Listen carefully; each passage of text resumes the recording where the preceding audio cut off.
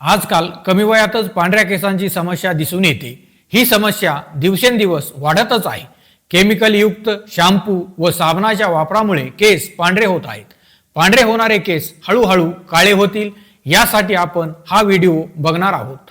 नमस्कार मंडळी, मी प्राध्यापक डॉक्टर विठ्ठल मातकर या व्हिडिओमध्ये आपले सहर्ष स्वागत करत आहे। पांढरे केस होण्यामागील कारणे आपण समजावून घेऊ। यामध्ये आनुवंशिकता, व्हिटॅमिन B12 ची कमतरता, लोह, तांबे यासारख्या पोषक तत्वांची कमतरता, असंतुलित आहार, ताणतणाव, प्रदूषण, धूम्रपान आणि बदललेली जीवनशैली या बाबी कारणीभूत आहेत। केस पांढरे होणार नाहीत, गळणार देखील नाहीत यासाठी आपण घरच्या घरी विनाखर्च अगदी सोप्या पद्धतीने 8 टिप्सच्या साहाय्याने आपले केस काळेभोर व मोकळे राहतील हे समजून घेण्यासाठी व्हिडिओ संपूर्ण पहा। नवीन असल्यास लाईक, सबस्क्राईब व शेअर करा। यामध्ये आपण 1 नंबरचा घटक आहे वडाच्या पारंब्या।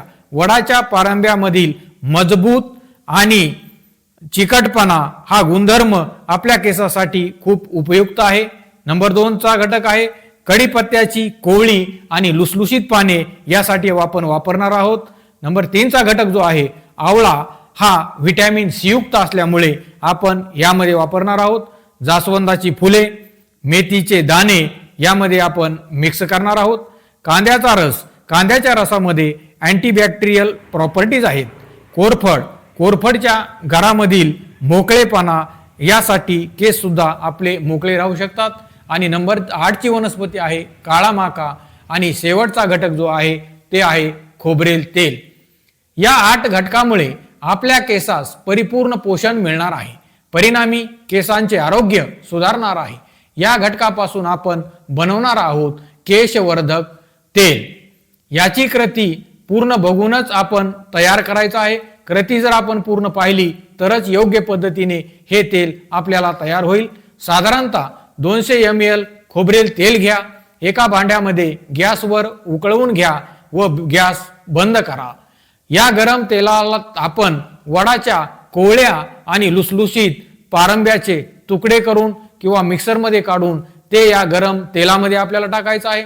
नंबर 2 चा घटक आहे कोरफडाचा गर।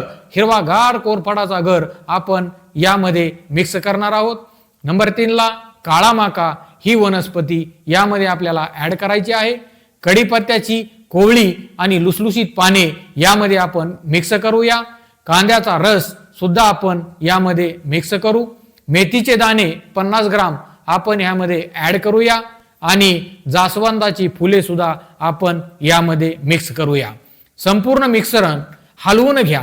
हे मिश्रण 24 तास तसेच ठेवा, नंतर गाळून घ्या। या मिश्रणाचा तेल कलर अशा पद्धतीने आपल्याला दिसून येईल। शेवटी बॉटलमध्ये हे तेल भरून ठेवा। आठवड्यातून किमान 2 दिवस हे तेल केसांच्या मुळामध्ये हळूवारपणे लावा। हलक्या हाताने त्याची मालिश करा आणि 1 दिवस तसेच राहू द्या। दुसऱ्या दिवशी केस धुवून काढा।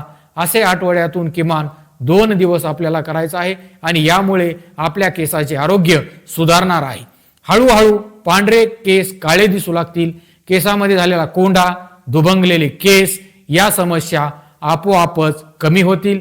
केसाला कधीही चाई लागणार नाही आणि म्हातारे होईपर्यंत टक्कल देखील आपल्याला यामुळे पडणार नाही।